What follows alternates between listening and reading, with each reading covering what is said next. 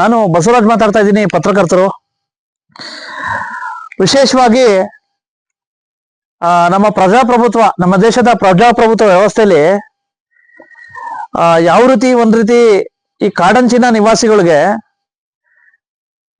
ಇನ್ನೂ ಸೌಲಭ್ಯಗಳು ಮರೀಚಿಕೆ ಆಗಿರ್ತಕ್ಕಂಥದ್ದು, ಮತ್ತೆ ಆ ಸೌಲಭ್ಯಗಳು ಕೆಲವು ಟೈಮಲ್ಲಿ ದೊರಕಿ ಆನಂತರ ಪೂರ ಕಡ್ಗಣಿಸಿರ್ತಕ್ಕಂಥದಕ್ಕೆ ತುಂಬಾ ಉದಾಹರಣೆ ಈ ಗ್ರಾಮ. ವಿಶೇಷವಾಗಿ ನಾನು ಬಂದಿರ್ತಕ್ಕಂಥದ್ದು ಡೇಗಾವ್ ಅಂತಕ್ಕಂಥ ಒಂದು ಗ್ರಾಮಕ್ಕೆ ಬಂದಿದ್ದೀನಿ. ಇದು ಇರ್ತಕ್ಕಂಥದ್ದು ಒಂದ್ ರೀತಿ ಭೀಮ್ಗಢ ಅರಣ್ಯ ಪ್ರದೇಶದಲ್ಲಿ ಬರುತ್ತೆ. ಭೀಮ್ಗಢ ಅಂತಕ್ಕಂಥದ್ದು ಖಾನಾಪುರದ ಒಂದ್ ರೀತಿ ಸ್ಥಳ. ವಿಶೇಷವಾಗಿ ಇದು ಶಿರೋಳಿ ಗ್ರಾಮ ಪಂಚಾಯತಿಗೆ ಬರುತ್ತೆ. ಶಿರೋಳಿ ಗ್ರಾಮ ಪಂಚಾಯತಿಗೆ ಬಹುಶಃ ಇಲ್ಲೆಲ್ಲ ನೋಡಿ, ಇಲ್ಲೆಲ್ಲ ಜನ ಇದ್ದಾರೆ.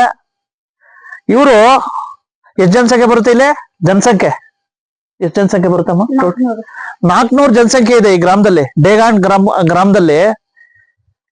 ಇಲ್ಲಿ ಒಂದು ಸರ್ಕಾರಿ ಶಾಲೆ ಇತ್ತು, ಸರ್ಕಾರಿ ಒಂದ್ ರೀತಿ ಹಿರಿಯ ಒಂದ್ ರೀತಿ ಮರಾಠಿ ಶಾಲೆ. 2 ವರ್ಷದಿಂದ ಇತ್ತಂತೆ. ಅದ್ರ ಪರಿಸ್ಥಿತಿ ನೋಡಿದ್ರೆ ತುಂಬಾ ಪಾಳು ಬಿದ್ದು ಬಿಟ್ಟಿದೆ. ವಿಶೇಷವಾಗಿ ಮೊನ್ನೆ ಮಧು ಬಂಗಾರಪ್ಪ ಅವ್ರು ನೋಡ್ಬೇಕಾದಂತ ಪರಿಸ್ಥಿತಿ. ಅದು ಯಾಕೆ ಬಂದಾಯ್ತೋ ಗೊತ್ತಿಲ್ಲ. ವಿಶೇಷವಾಗಿ ಸರ್ಕಾರಿ ಶಾಲೆಗಳು ಯಾವ ರೀತಿ ಬಂದಾಗ್ತಾವ ಅನ್ನೋದಕ್ಕೆ ಇದು ಸ್ಪಷ್ಟ ಉದಾಹರಣೆ. ಸೆಕೆಂಡ್ ಪಾಯಿಂಟು, ಬಹುಶಃ ನಮ್ಮ ಜಿಲ್ಲೆಯವರೇ ಇದ್ದಾರೆ, ಮಾನ್ಯ ಗೌರವಾನ್ವಿತ ಲಕ್ಷ್ಮೀ ಹೆಬ್ಬಾಳ್ಕರ್ ಮೇಡಮ್ ಅವರು. ಅವರ ಒಂದ್ ರೀತಿ ಹುಟ್ಟೂರು ತಾಲೂಕು ಈ ಖಾನಾಪುರದಲ್ಲಿ ವಿಶೇಷವಾಗಿ ಈ ಅವರು ಸಹ ಅಂಗನವಾಡಿ ಸಚಿವರು.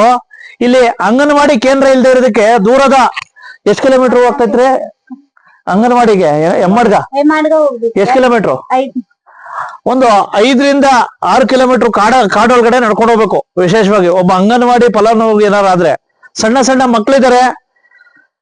ಹಾಗಾಗಿ ಎಲ್ಲೋ ಒಂದ್ ಕಡೆ ಮಾನ್ಯ ಶಿಕ್ಷಣ ಸಚಿವ ಮಧು ಬಂಗಾರಪ್ಪ ಅವ್ರವರೇ ಮತ್ತೆ ಮಾನ್ಯ ಗೌರವಾನ್ವಿತ ಲಕ್ಷ್ಮೀ ಹೆಬ್ಬಾಳ್ಕರ್ ಮೇಡಮ್ ಅವರೇ ಈ ಡೇಗಣ್ ಗ್ರಾಮಕ್ಕೆ ಸರ್ಕಾರಿ ಶಾಲೆ ಬಂದಾಗಿರೋದು ಯಾಕೆ, ಮತ್ತೆ ಇದೇ ಗ್ರಾಮಕ್ಕೆ ಒಂದ್ ರೀತಿ ಅಂಗನವಾಡಿ ಕೇಂದ್ರ ಇಲ್ಲಿ ಅರ್ಹತೆ ಇದ್ರೂ ಸಹ ಇಲ್ಲಿವರೆಗೂ ಸಹ ಒಂದ್ ರೀತಿ ಪ್ರಾರಂಭ ಮಾಡೋದಕ್ಕೆ ಏನ್ ಸಮಸ್ಯೆಗಳಿದಾವೆ ಅಂತಕ್ಕಂಥ ಸ್ಟೋರಿಗೆ ಸ್ವಾಗತ. ನಾನು ನಿಮ್ಮ ಬೆಳಗಾವಿ ಜಿಲ್ಲೆಯ ಖಾನಾಪುರ ತಾಲೂಕಿನ ಭೀಮಗಢ ಅರಣ್ಯ ಪ್ರದೇಶದ ವ್ಯಾಪ್ತಿಯ ಶಿರೋಳಿ ಗ್ರಾಮ ಪಂಚಾಯಿತಿ ವ್ಯಾಪ್ತಿಯ 400 ಜನ ವಾಸಿಸುವ ದೇಗಾವ್ ಗ್ರಾಮದಲ್ಲಿ ಇನ್ನು 2022ರಲ್ಲಿ ಬಂದ್ ಆಗಿರುವ ಸರ್ಕಾರಿ ಪ್ರಾಥಮಿಕ ಶಾಲೆ ಪುನರ್ ಆರಂಭ ಮಾಡಬೇಕು ಎಂಬ ಒತ್ತಾಯ ಕೇಳಿ ಬರ್ತಾ ಇದೆ. ಇದರ ಜೊತೆಗೆ ಸುಮಾರು 400 ಜನಸಂಖ್ಯೆ ಇರುವ ಈ ಗ್ರಾಮದಲ್ಲಿ ಅಂಗನವಾಡಿ ಕೇಂದ್ರವಿಲ್ಲದ ಕಾರಣ ದೂರದ 7 ಕಿಲೋಮೀಟರ್ ದೂರದಲ್ಲಿ ಇರುವ ಹೆಮ್ಮಡಗ ಗ್ರಾಮಕ್ಕೆ ಇಲ್ಲಿರುವ ಗರ್ಭಿಣಿ ಹೆಣ್ಣು ಮಕ್ಕಳು ಹಾಗೂ ಸಣ್ಣ ಮಕ್ಕಳು ವಿವಿಧ ಸೌಲಭ್ಯಗಳನ್ನು ಪಡೆಯುವುದಕ್ಕೆ ದಟ್ಟ ಕಾಡಲ್ಲಿ ನಡೆದು ಬರುವ ಪರಿಸ್ಥಿತಿ ಬಂದೊದಗಿದೆ. ಮತ್ತೊಂದು ಕಡೆ ಇಲ್ಲಿ ಸರ್ಕಾರಿ ಶಾಲೆ ಬಂದ್ ಆಗಿರುವ ಕಾರಣ ಇಲ್ಲಿನ ಮಕ್ಕಳನ್ನ ಬೇರೆ ಬೇರೆ ಶಾಲೆಗೆ ಸೇರಿಸುವ ಪರಿಸ್ಥಿತಿ ಬಂದೊದಗಿದೆ. ಇನ್ನು ಸರ್ಕಾರಿ ಶಾಲೆ ಮತ್ತೆ ಆರಂಭ ಮಾಡುವುದಕ್ಕೆ ಮಕ್ಕಳ ಸಂಖ್ಯೆಯೂ ಕೂಡ ಇದೆ ಮತ್ತು ಹೊಸ ಅಂಗನವಾಡಿ ಕಟ್ಟಡ ಕೇಂದ್ರ ಮಾಡುವುದಕ್ಕೆ ಅರ್ಹತೆ ಇದೆ. ಆದ್ದರಿಂದ ಈ ಭಾಗದ ಜನತೆಯ ಮನವಿ ಮೇರೆಗೆ ನಮ್ಮ ನ್ಯೂಸ್ ಸಮೂಹದ ರಾಜ್ಯ ಉಪಸಂಪಾದಕ ಬಸವರಾಜ್ ಭೇಟಿ ಕೊಟ್ಟು ಸಮಗ್ರವಾಗಿ ವರದಿ ತಯಾರಿಸಿ ಬೆಳಗಾವಿ ಜಿಲ್ಲೆಯ ಶಾಲಾ ಶಿಕ್ಷಣ ಇಲಾಖೆಯ ಉಪನಿರ್ದೇಶಕರು ಆದ ಲೀಲಾವತಿ ಹಿರೇಮಠ ಹಾಗೂ ಖಾನಾಪುರ ತಾಲೂಕು ಮಹಿಳಾ ಹಾಗೂ ಮಕ್ಕಳ ಅಭಿವೃದ್ಧಿ ಇಲಾಖೆ ಅಧಿಕಾರಿಗಳು ಆದ ವಿಕ್ರಮ್ ಕೆಬಿ ಅವರಿಗೆ ಕರೆ ಮಾಡಿ ಈ ಸಮಸ್ಯೆ ಬಗ್ಗೆ ಅಭಿಪ್ರಾಯ ಸಂಗ್ರಹ ಮಾಡಿ ಬೆಳಕು ಚೆಲ್ಲುವ ಕೆಲಸ ಮಾಡಿದ್ದಾರೆ. ಸರ್ಕಾರಿ ಶಾಲೆಗಳು ಯಾವ ರೀತಿ ಬಂದಾಗ್ತವೆ ಅನ್ನೋದಕ್ಕೆ ವಿಶೇಷವಾಗಿ ನಾನು ಒಂದು ಸ್ಪಷ್ಟ ಉದಾಹರಣೆ ತೋರಿಸ್ತೀನಿ. ಈಗ ನಾನು ಒಂದು ಕಾಡಂಚಿನ ಒಂದ್ ರೀತಿ ಗ್ರಾಮ ಡೇಗಣ್ ಗ್ರಾಮಕ್ಕೆ ಬಂದಿದ್ದೀನಿ. ವಿಶೇಷವಾಗಿ ಈಗ ಬನ್ನಿ, ಈ ಸರ್ಕಾರಿ ಶಾಲೆಗಳು ದುಸ್ಥಿತಿಯಲ್ಲಿದ್ದಾಗ ಬಂದಾಗಿದ್ದಾಗ ಯಾವ ರೀತಿ ಆಗಿದಾವೆ ಅನ್ನೋದಕ್ಕೆ ನಿಮ್ಗೆ ಕಣ್ಣಾರೆ ತೋರಿಸ್ತೀನಿ. ನೋಡಿ, ಕೇವಲ 2 ವರ್ಷಗಳ ಹಿಂದೆ ತುಂಬಾ ಚೆನ್ನಾಗಿತ್ತು ಸರ್ಕಾರಿ ಶಾಲೆಗಳು. ವಿಶೇಷವಾಗಿ ಇದು ಸರ್ಕಾರಿ ಒಂದ್ ರೀತಿ ಪ್ರಾಥಮಿಕ ಮರಾಠಿ ಶಾಲೆ.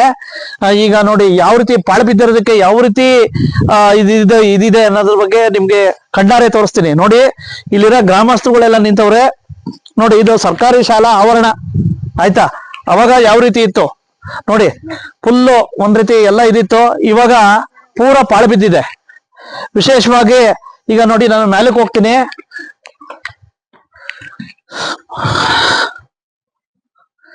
ನೋಡಿ, ಈ ಒಂದು ಸರ್ಕಾರಿ ಶಾಲೆಯಲ್ಲಿ ಈ ರೀತಿ ಬಂದಾಗಿರೋದಕ್ಕೆ ನೋಡಿ ಈ ರೀತಿ ಎಲ್ಲ ಪಾಳು ಬಿದ್ದಿದ್ದಾವೆ. ಮತ್ತೆ ಇಲ್ಲಿ ನೋಡಿ, ಈ ಕಳ್ಳ ಕಾಕರ ಒಂದ್ ರೀತಿ ಹಾವಳಿ ಜಾಸ್ತಿ ಆಗಿದೆ. ನೋಡಿ, ಈ ಒಂದು ಬೀರೆಣ್ಣೆನೂ ಸಹ ಇದ್ರೊಳಗಿದೆ. ಆಯ್ತಾ, ಈ ರೀತಿ ಪರಿಸ್ಥಿತಿ ಆಗ್ಬಿಟ್ರೆ ಯಾವ ರೀತಿ ಮನೆಯ ಮಧು ಬಂಗಾರಪ್ಪನವ್ರೆ ಶಾಲೆ ದಯವಿಟ್ಟು ಶಾಲೆಗಳಲ್ಲಿ ಸರ್ಕಾರಿ ಶಾಲೆ ಬಂದಾಗಿರ್ತಕ್ಕಂಥವಕ್ಕೆ ರಕ್ಷಣೆ ಕೊಡಿ, ಇಲ್ಲ ಅದು ಪುನರಾರಂಭ ಮಾಡಿ. ಯಾವುದೋ ಒಂದು ಕುಂಟು ನೆಪ ಹೇಳಿ ಶಾಲೆನ ಒಂದ್ ರೀತಿ ಬಂದ್ ಮಾಡೋದಲ್ಲ. ಆಯ್ತಾ, ಈಗ ಇದು ಒಂದ್ ರೀತಿ ಸರ್ಕಾರಿ ಆಗಿನ ಸಂದರ್ಭದಲ್ಲಿ ಇದು ಒಂದ್ ರೀತಿ ಸರ್ಕಾರಿ ಇದಾಗಿತ್ತು ಅನ್ನೋದಕ್ಕೆ ಇದೇ ಸಾಕ್ಷಿ ನೋಡಿ. 2023 ಕೊನೆಯದು ಬರ್ದಿದ್ದಾರೆ ಏನು ಸಾಕ್ಷರತಾ ಪರೀಕ್ಷೆ ಅಂತ. ಮೋಸ್ಟ್ಲಿ 23 ಇದು ಬಂದಾಗಿರ್ಬೇಕು. 2023 ಬರ್ರಿ ತಡ್ರಿ. ಈಗ ನಾನು ಈ ಶಾಲೆ ಇಲ್ಲಿಗೆ ಹೋಗ್ತೀನಿ.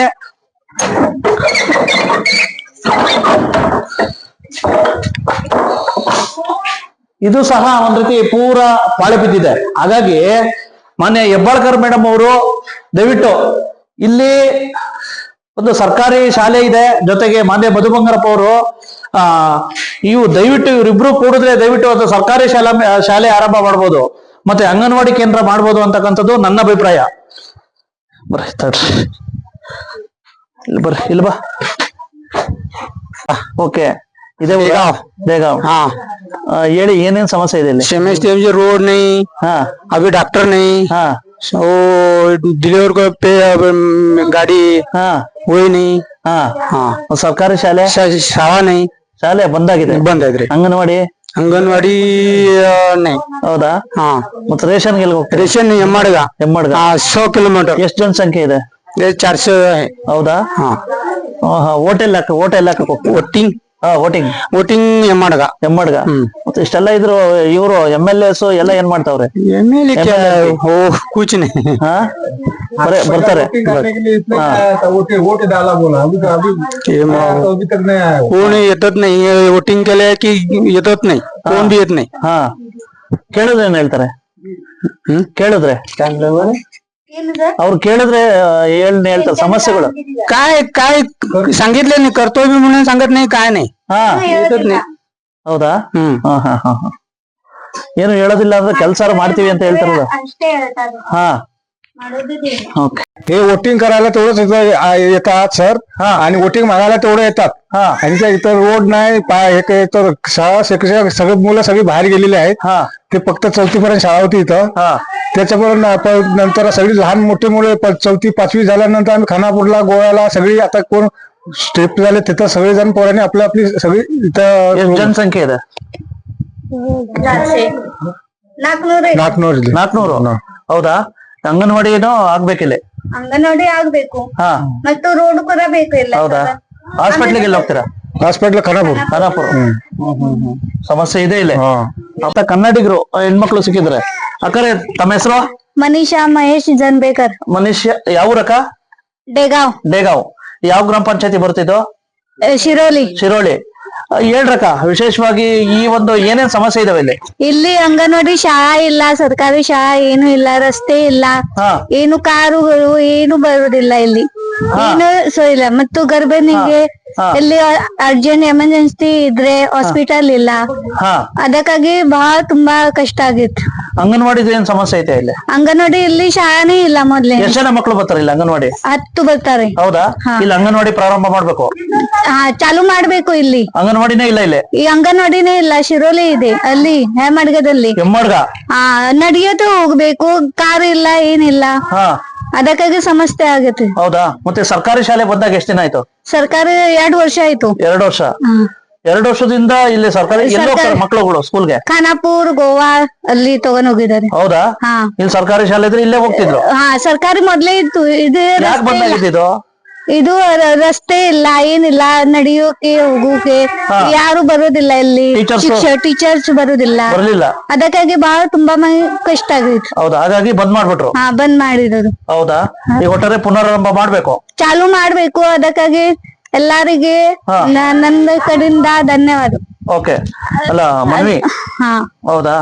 ಯಾರಾದ್ರೂ ಇಲ್ಲಿ MLAಗಳು ಎಲ್ಲ ಏನ್ ಮಾಡ್ತಾವ್ರೆ? MLA ಬರ್ತಾರು, ಭಾಷಣ ಕೊಡ್ತಾರು, ಹೋಗ್ತಾರು. ಹೌದಾ? ಏನು ರಸ್ತೆ ಮಾಡ್ತಾರ, ಆಶ್ವಾಸನೆ ಅಷ್ಟೇ ಕೊಡ್ತಾರ, ಹೌದಾ? ಮಾಡೋದಿಲ್ಲ, ಏನಿಲ್ಲ. ಹಾ ಎಲ್ಲಾ MLA ಹಂಗೆ ಮಾಡ್ತಾರು, ಹೌದಾ? ಬರ್ತಾರೆ. ಇವಾಗ ಈಗ ಈಗ ಬಂದಿರ್ತಕ್ಕಂತ MLAಗಳು ಎಲ್ಲಾರು ಹಾ ಹಂಗೆ ಮಾಡಿದ್ದಾರೆ. ಹೌದಾ? ಯಾರು ರಸ್ತೆ help ಮಾಡಿಲ್ಲ? ಮಾಡ್ಕೊಡ್ತೇವೆ, ಶಾಲಾ ಚಾಲು ಮಾಡ್ತೇವೆ, ಅಂಗನವಾಡಿ ಇದು ಎಲ್ಲಾ ಸೋಯ್ ಮಾಡಿ ಕೊಡ್ಬೇಕು ಅವ್ರಿಗೆ. ಹಾ ಅವರು ಬರೀ ಓಟ್ ಮಾತ್ರ ಹಾಕ್ಸ್ಕೊಂಡು ಹಾ ಹೊರಟು. ಓಟ್ ವಿಲೇಷನ್ ಟೈಮ್ ನಲ್ಲಿ ಬರ್ತಾರೆ. ಹಾ. ಆಮೇಲೆ ವಿಲೇಷನ್ ಮುಗಿತಂದ್ರೆ ಯಾರು ಬರೋದಿಲ್ಲ ಇಲ್ಲಿ. ಓಟ್ ಎಲ್ಲ ಹಾಕ್ತಾರೆ? ಎಲ್ಲ ಐತ್ ಕೇಂದ್ರ? ಹೆಮ್ಮಡ್ಗನಲ್ಲಿ ಇಲ್ಲಿ ಓಟು ಕೇಂದ್ರ ಇಲ್ಲ? ಇಲ್ಲ ಮತಗಟ್ಟೆನೂ ಇಲ್ಲ ಇಲ್ಲಿ? ಇಲ್ಲ. ಎಷ್ಟು ಜನ ಇದಾರೆ ಇಲ್ಲಿ?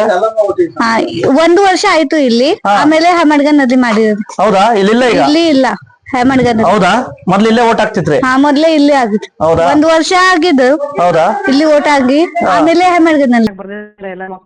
ಅದೇ ಮೇಡಮ್, ಈಗ ನಾನು ನಿನ್ನೆ ಖಾನಾಪುರದ ಒಂದ್ ರೀತಿ ಶಿರೋಳಿ ಗ್ರಾಮ ಪಂಚಾಯತಿ ಬರ್ತದೆ ಮೇಡಮ್, ಭೀಮಗಡ ಅರಣ್ಯ ಪ್ರದೇಶ. ಹೌದು. ಅಲ್ಲಿ ಡೇಗಣ್ ಅಂತ ಒಂದು ಗ್ರಾಮ ಬರುತ್ತೆ ಮೇಡಮ್. ಬೇಗ ಇದೆಯಲ್ಲ. ಹಾ ಮೇಡಮ್, ಅಲ್ಲಿಗೆ ನಾನು ನಿನ್ನೆ ಭೇಟಿ ಕೊಟ್ಟಿದ್ದೆ. ಅಲ್ಲಿ 2023ಗೆ ಸರ್ಕಾರಿ ಶಾಲೆ ಬಂದಾಗಿದೆ ಮೇಡಮ್. ಹ್ಮ್ ಬಂದಾಗಿದೆ. ಮತ್ತೆ 10 ಜನ ಹುಡುಗರು ಇದ್ರಂತೆ ಮೇಡಮ್. ಹ್ಮ್ 10 ಜನ ಹುಡುಗರು ಇದ್ದಿದ್ರು ಅದು ಬಂದ್ ಮಾಡ್ಬಿಟ್ಟಿದ್ದಾರೆ. ನಿನ್ನೆ ಆ ಗ್ರಾಮಕ್ಕೆ ಭೇಟಿ ಕೊಟ್ಟಾಗ ನಂಗೆ ಸತ್ಯಾಂಶ ಹೊರಬಂತು ಮೇಡಮ್, ಅಲ್ಲಿರ್ತಕ್ಕಂಥ ಗ್ರಾಮಸ್ಥರೆಲ್ಲ. ಹ್ಮ್ ಹಾಗಾಗಿ ಈ ಬಾರಿ ಅಕಾಡೆಮಿಕ್ ಇಯರ್ಗೆ 10 ಜನ ಹುಡುಗರು ಕೊಡ್ತೀವಿ, ದಯವಿಟ್ಟು ಅಲ್ಲಿ ಸರ್ಕಾರಿ ಶಾಲೆ ಆರಂಭ ಮಾಡಿ ಅಂತ ಅವ್ರದ್ದೊಂದು ಮನವಿ ಇದೆ ಮೇಡಮ್. ಖಂಡಿತ ಖಂಡಿತ. ಹಾ ಮೇಡಮ್, ಅದು ಎರಡು. ಸರ್ಕಾರಿ ಪ್ರಾಥಮಿಕ ಮರಾಠಿ ಶಾಲೆ ಅದು ಆಕ್ಚುಲಿ. ಸರ್ಕಾರಿ ಶಾಲೆನ ತಾತ್ಕಾಲಿಕವಾಗಿ ಮುಚ್ಚಿರ್ತೀವಿ. ಹಾ ಮೇಡಮ್. ಸೊ ಮಕ್ಕಳು ಬಂದ್ರೆ ನಾವು ಖಂಡಿತ ಮತ್ತೆ ಪ್ರಾರಂಭ ಮಾಡ್ತೀವಿ. ನೋಡಿ ಏನು ಮೇಡಮ್, ತೊಂದ್ರೆ ತುಂಬಾ ದಿನೇ ದಿನೇ ಶಿಥಿಲಗೊಳ್ತಾ ಇದೆ. ಪರಿಸರ ತುಂಬಾ ಚೆನ್ನಾಗಿದೆ ಮೇಡಮ್ ಅದು. ಇಲ್ಲ. ನೋಡಿದೀನಿ ನಾನು. ಹಾ ಮೇಡಮ್. ಹ್ಮ್ ಹಾಗಾಗಿ ಆಯ್ತು, ನಾನ್ ಮಾಡಿಸ್ತೀನಿ. ಹಾ ಮೇಡಮ್. ಇವ್ರಿಗೆ ಗ್ರಾಮಸ್ಥರಿಗೆ ಬಿಯೋರ್ಗೆ ಒಂದು ಮನವಿ ಕೊಟ್ಟು ನನಗೆ ಕಳಿಸ್ಲಿಕ್ಕೆ ಹೇಳ್ಬಿಡಿ. Yes madam, yes madam. ಈಗ ಇಲ್ಲಿ ನಿಮ್ಮ ವ್ಯಾಪ್ತಿಲಿ ಬರ್ತಕ್ಕಂತ ಶಿರೋಳಿ ಗ್ರಾಮ ಪಂಚಾಯತಿ ಅಂತ ಬರುತ್ತೆ ಸರ್. ಶಿರೋಳಿ ಸರ್. ಹಾ ಸರ್. ಹಾ, ಅಲ್ಲಿ ಭೀಮಗಡ ಅರಣ್ಯ ಪ್ರದೇಶ ವ್ಯಾಪ್ತಿಲಿ ಒಂದು ಡೇಗಾವ್ ಅಂತ ಒಂದು ಗ್ರಾಮ ಬರುತ್ತೆ. ಡೇಗಾವ್, ಹೌದು ಸರ್. ಅಲ್ಲಿ 400 ಜನಸಂಖ್ಯೆ ಇದೆ. ಈಗ ನಿನ್ನೆ ಭೇಟಿ ಕೊಟ್ಟಿದ್ದೆ ಅಲ್ಲಿ. ಹೌದು ಸರ್.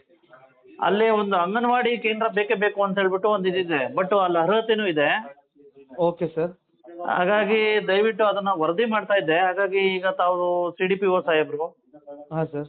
ಹಾಗಾಗಿ ದಯವಿಟ್ಟು ಅಲ್ಲೊಂದು ಈ ವರದಿ ಉಲ್ಲೇಖ ಮಾಡಿ ಅಲ್ಲಿ ಮನವಿನೂ ಕೊಡ್ತಾರೆ. ದಯವಿಟ್ಟು ಅಲ್ಲೊಂದು ಖಂಡಿತ ಸರ್. ಸರ್, ಈಗ ನನ್ನ ಗಮನಕ್ಕೆ, ಈಗ ನಾನು CDPO ಆದ್ಮೇಲೆ 1 ತಿಂಗಳಲ್ಲಿ ಒಂದು ಇದು ಅದು ಔರತ್ ಬೈಲ್ ಒಂದು ಗಮನಕ್ಕೆ ಬಂದಿತ್ತು ಸರ್.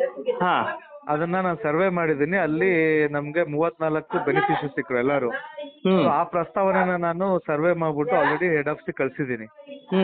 ಸೊ ಆ ತರ ತಾಲೂಕಲ್ಲಿ ಎಲ್ಲೇ ಅವಶ್ಯಕತೆ ನಮ್ ಗಮನಕ್ಕೆ ತಂದ್ರೆ ನಾನು ಸರ್ವೆ ಮಾಡಿಸ್ಬಿಟ್ಟು ಗೌರ್ಮೆಂಟ್ ಇಮಿಡಿಯೇಟ್ ಸ್ಯಾಂಕ್ಷನ್ ಗೆ ಪ್ರಪೋಸಲ್ ಕಳಿಸ್ತಾ ಇದ್ದೀನಿ.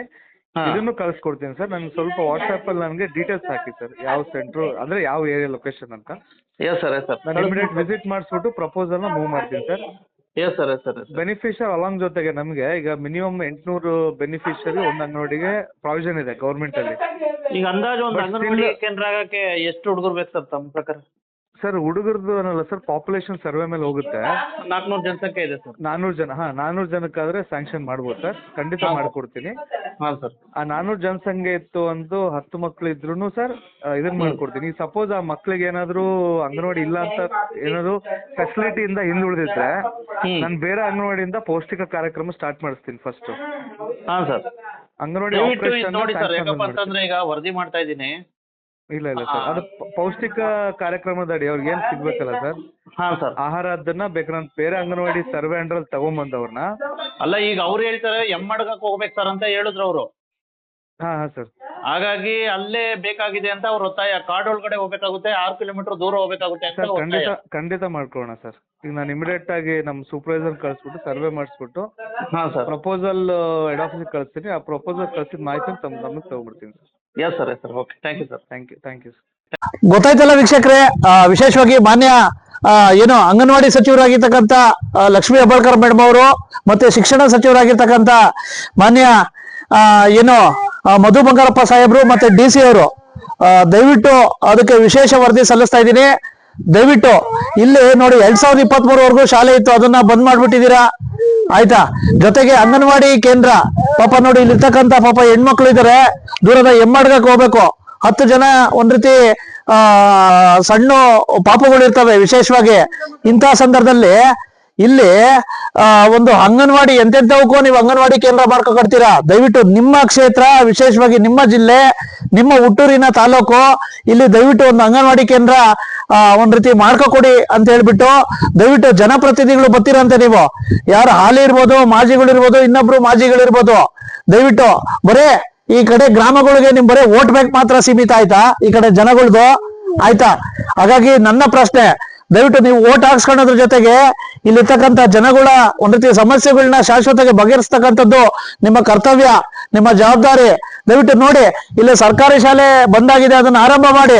ಮತ್ತೆ ಇಲ್ಲಿ ಅಂಗನವಾಡಿ ಕೇಂದ್ರ ಬೇಕಾಗಿದೆ, ದಯವಿಟ್ಟು ಇದನ್ನ ತಾವು ಪರಿಶೀಲನೆ ಮಾಡಿ ದಯವಿಟ್ಟು ಇಲ್ಲಿ ಅಂಗನವಾಡಿ ಕೇಂದ್ರ ಮಾಡ್ಕೊಡಿ. ಮತ್ತೆ ವೋಟಿಂಗ್ ಪವರ್ ಪಾಪ ಇಲ್ಲಿರ್ತಕ್ಕಂಥ ನೀವು ವೋಟ್ ಹಾಕಕ್ಕೋಸ್ಕರ ಅಲ್ಲಿ ಹೆಮ್ಮಡ್ಗಕ್ಕೆ ಹೋಗ್ಬೇಕು. ಯಾವ ನ್ಯಾಯ ರೀ ಇದು?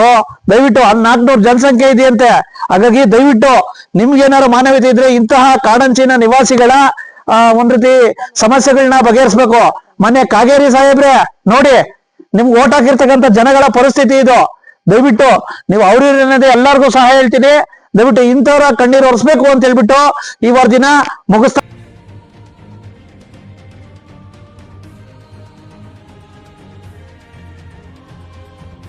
ಕನ್ನಡಿಗರ ಮೆಚ್ಚಿನ ನಿಮ್ಮ ಟಿವಿ 24 ಕನ್ನಡ ನ್ಯೂಸ್ ವಾಹಿನಿ ಇದೀಗ ಟಿವಿಯಲ್ಲಿ ಲಭ್ಯ. ಕರ್ನಾಟಕ ಮತ್ತು ದೇಶ ವಿದೇಶದ 360 ಡಿಗ್ರಿ ಸುದ್ದಿ ಹಾಗೂ ಉತ್ತರ ಕರ್ನಾಟಕ, ಬೆಳಗಾವಿ, ಬಾಗಲಕೋಟೆ, ಧಾರವಾಡ, ಹಾವೇರಿ, ಗದಗ, ಬಿಜಾಪುರ ಜಿಲ್ಲೆಯ ಕ್ಷಣ ಕ್ಷಣದ ವಿವರವನ್ನ ಪಡೆಯುವುದಕ್ಕೆ ಟಿವಿ 24 ಕನ್ನಡ ನ್ಯೂಸ್ ವಾಹಿನಿಯನ್ನ ಲೈಕ್ ಮಾಡಿ, ವಿಡಿಯೋಗಳನ್ನ ಶೇರ್ ಮಾಡಿ, ಕಮೆಂಟ್ ಮಾಡುವ ಮೂಲಕ ನಮ್ಮ ವಾಹಿನಿಗೆ ಸಹಕಾರ ನೀಡಿ ಮತ್ತು ಚಾನೆಲ್ ಅನ್ನ ಸಬ್ಸ್ಕ್ರೈಬ್ ಮಾಡಿ. Thank you.